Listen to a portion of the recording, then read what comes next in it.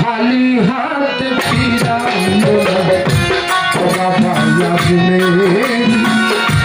খালি হাতে ফিরাইও না ও বাবা আজমে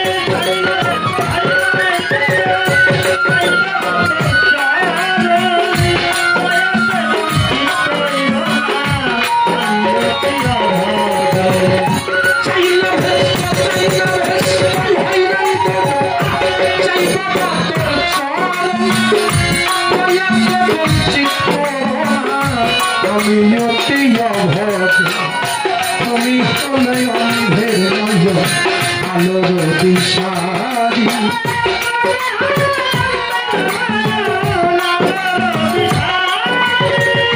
তুমি অন্ধের আলোর দিশারি ইহকালের সঙ্গী বাবা ওই পারে কান্দারি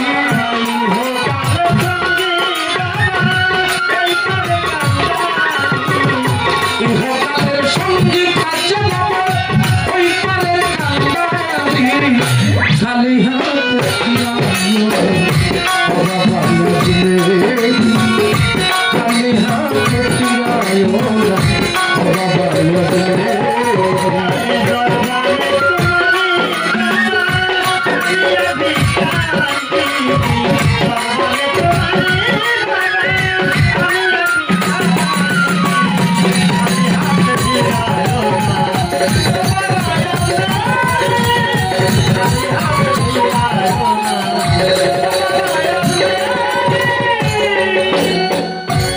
আজমে সকলের হাতে পায়ে ধরি বাবা এই সময়টা কেউ কথা বলবেন না আমার কিছু মনের কথা পালাটা খাজা বাবার জীবনী বড় পীরের জীবনী আর একটা হলো আমাদের জীবনী খাজা বাবা বড় পীরের জীবনী সারা রাত যদি আমরা গান করি গান কিন্তু শেষ হবে না শুধু এক রাত না বাবা এরকম হাজারো রাত যদি আমরা গান করি তাদের নামের গুণ কীর্তন করা শেষ হবে না কিন্তু এখানে কিছু মানুষ আপনারা বস আপনারা কি চান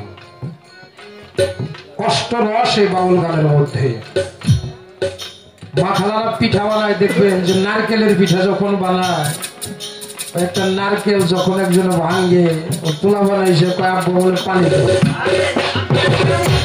আব্বু বলে পানি দাও পানি খাবো ও একটা গ্লাস নিয়ে আসে আমার একটু পানি দাও আমার আর একজনে ওই যে নারকেলের যে খোল ওটা কইতেছে কইটা ভালো করে বাইন ওইটা দিয়ে করুন বানাবো আমার পাশে যদি 2-4 জন গাঁজা খোল থাকে অগর নজর যাইলে সুপার হতে কারণ নারকেলের সুপারটা ভালো ওটা দিয়ে বাসিতে খাইতে খুব মজা নারকেল কিন্তু একটা কিন্তু মদ এক একজনের চাওয়া একটা শিল্পী আমার এখানে 2 জন কিন্তু আপনাদের মত কিন্তু এক একজনের এক একটা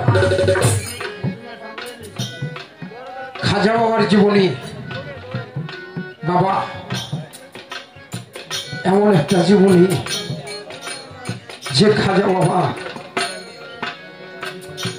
যদি আমাদের ভারতবর্ষে না আসতো আমরা ইসলামটা পাইতাম না আমাদের দেশে কিন্তু কোনো মাওলানা আগে আসে নাই কোনো মসজিদ মন্দির কিন্তু আগে আসে নাই আমাদের দেশে আসছে বাবা আসে নাই আগে আসছে কে আমার খাজা বাবা তারপর আসলো 360 আউলিয়া তারা যখন আসলো তারা এক একজন এক এক জায়গার মধ্যে তারা বসবাস করা লাগলো মানুষকে ইসলাম গ্রহণ করায় মানুষকে মুসলমান বানানো শুরু করলো আস্তে আস্তে যারা শরীয়তপন্থী যারা মানুষ যারা মসজিদ মাদ্রাসার ইবাদত যারা করে থাকে তারা যে মাঝারে মাঝারে একটা করে মসজিদ বানানোর চেষ্টা করলো দেখবেন প্রত্যেকটা মাজারের পাশে একটা করে মসজিদ।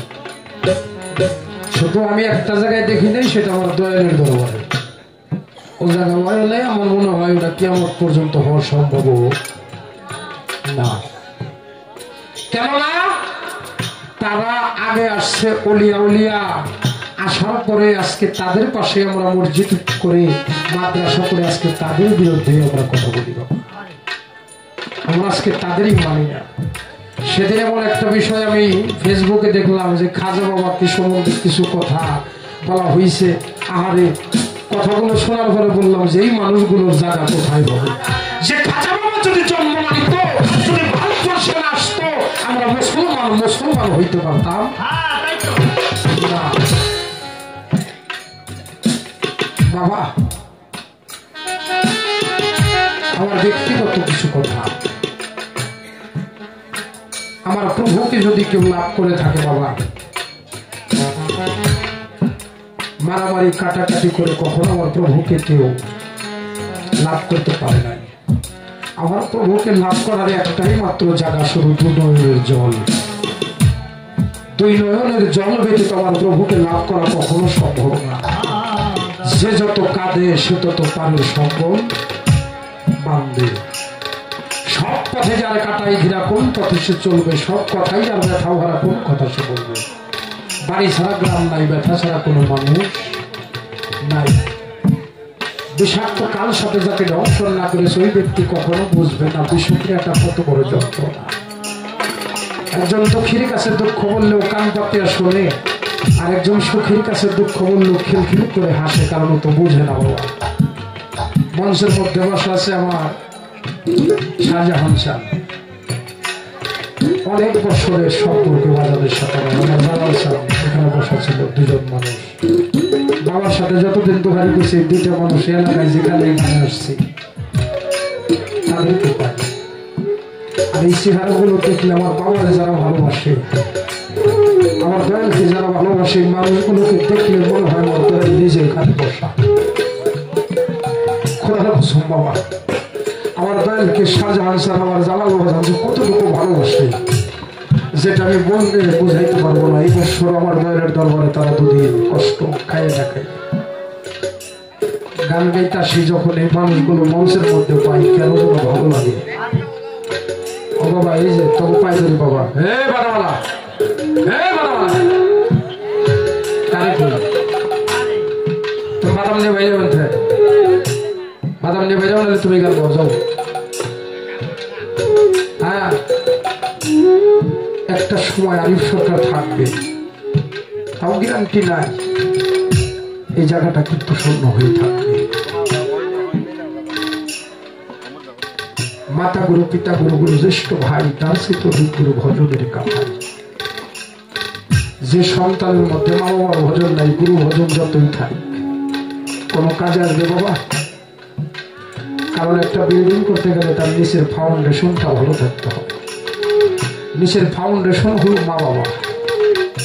গুরুর কাছে গেলে গুরুর শিক্ষা দেয় যে মা বাবাকে জিনিস ডাইলে আল্লাহ বাবে নবী কাঁদতেছে, উন্মতি উন্মতি করে সবাই কাঁদতেছে। আমার দয়াল নবী দরদের মধ্যে বলছে ডাইলে আল্লাহ বাবে নবীটা কে? একটা হলো যার যার গর্ভধারিণী মা, আর একটা বাবা। মাতার সন্তানের জন্য কাঁদে, মাওলা রে একটা বেটা দে মৌলা, একটা বেটা দে, কামাই খেমের স্বাদ নাই, শুধু মৌলা মাটি দিলে নিদানকালে বড় সুখ যদি কারো যোগ্য বেটা থাকে পাশে। আমার এই পেটের মধ্যে যদি 50 গ্রামের একটা পাথর বাঁধতে দেয় বাবা, আমি কয়দিন রাখতে পারবো? 50 গ্রামের একটা পাথর বাঁধতে দেবো, আমি কয়দিন রাখতে পারবো? 2.5 কেজি, 3 কেজি, 4 কেজি একটা সন্তান হয় না মা? মায়ের গর্ভে সন্তান থাকে, গর্ভধারিণী মা যার হারিয়ে দিচ্ছে, বাবা যার হারিয়ে দিচ্ছে, সবচেয়ে কপাল পোড়া যার মুর্শিদের পৃথিবী ছেড়ে চলে গেছে রে, যার গুরু ভক্তদেরকে কাঙাল করে চলে গেছে। আমার দেওয়ার রশিদে গান লেখছে, বন্ধু নিয়ে করছো খেলা, আমার দুঃখেরই কপাল ওরে সখী তোরাই আছিস ভালো, আমার কালকে জন্ম গেল সখী তোরাই আছিস। বন্ধু হারানোর যে কত যন্ত্রণা। আমার একটা বড় ভাই নাম আলম সরকার, বাড়ি ধামরাই। আলম সরকারের বাড়ির পাশে বড় একটি ছেলে, 7 বছর বয়স, একটি মেয়ে, তার বয়স 3.5 বছর। স্বামী স্ত্রী ঝগড়া করে স্ত্রীটা ফাঁসি নিয়ে মারা গেছে। দেখেন ভালোবাসাটা কি, মা বাবার ভালোবাসাটা কি। স্ত্রীটা ফাঁসি নিয়ে মারা গেছে, থানায় থেকে সে লাশ নিয়ে গেছে। বাবা লাশটা পোস্টমর্টম করে নিয়ে আসছে, এটা গোসল দিয়ে ওই ছেলেটাকে আর ওই মেয়েটাকে মায়ের কাছে নিয়ে আসছে যে শেষ দেখানটা একটু দেখাও। ছেলেটা হাও হাও করে কান্না করতেছে, কিন্তু 3.5 বছরের মেয়ে ও বাচ্চাদের সাথে খেলা করতেছে, কারণ ও তো বুঝে না যে আমার মা আর আসবে না। ওরা জোর করে নিয়ে দেখায়, তারপরে বুঝে না, কারণ ও তো বুঝে না যে মা আর আসবে না। কাফন দাফন করে বাড়ির পাশে কবরস্থানে নিয়ে লাশটাকে মাটি দিচ্ছে। মাটি দিয়ে সমস্ত মানুষ বাড়িতে চলে আসছে। ওই ছেলেটাকেও নিয়ে আসছে, মেয়েটাকেও নিয়ে আসছে, কিন্তু মেয়েটা লোকজন ফাঁকি দিয়ে ও মায়ের কবরের পাশে চলে গেছে।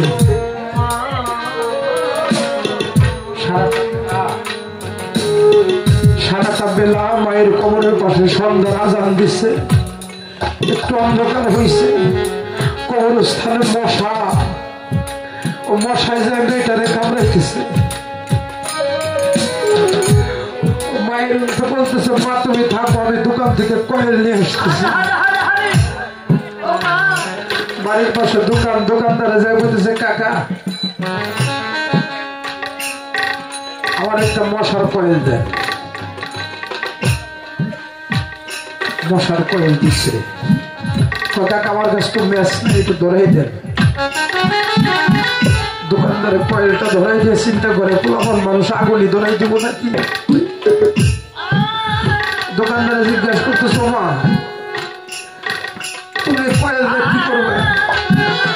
আমার বাইরে ওই টাকা রাই খাইছে, আমি একটু ছিলাম, আমার বসায় কামড়ায়। আমার বাইরেও তো বসায় কামড়াইতেছে।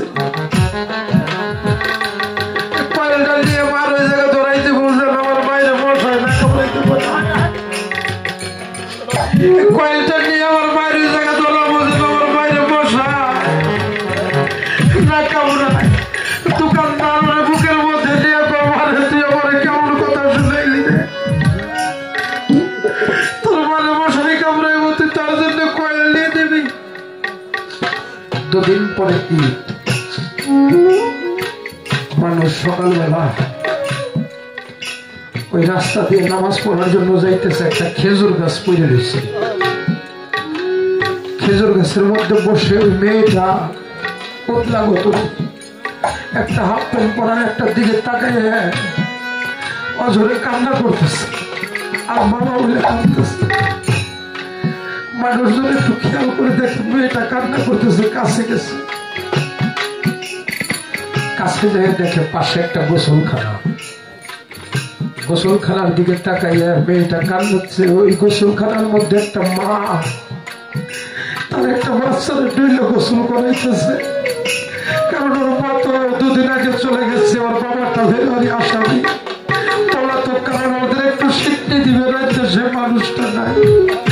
ওদের একটু গোসল করাই দিবে, সে মানুষটা নাই। ও হাও হাও করে কান্না করতেছে। ওর কান্না দেখে লোকজন আরে নিয়ে গেলে ছেলেটা কি করতেছে আমরা একটু দেখি। বাড়ির পরে চলে গেছে, দেখে ঘরটা উঠলা। মায়ের একটা কাপড় বুকের মধ্যে নিয়ে ওই ছেলেটা কাঁদতেছে, আমার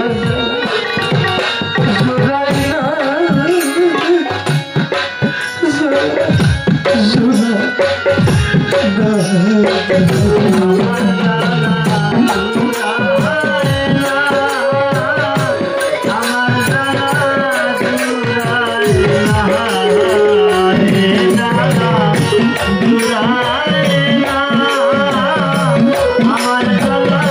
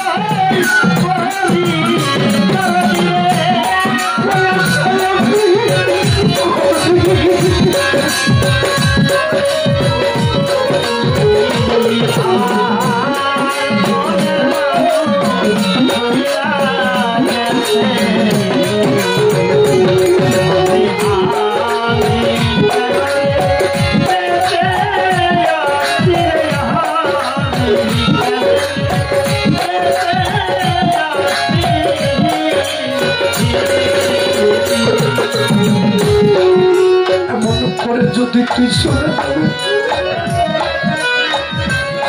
আমার আগে কেন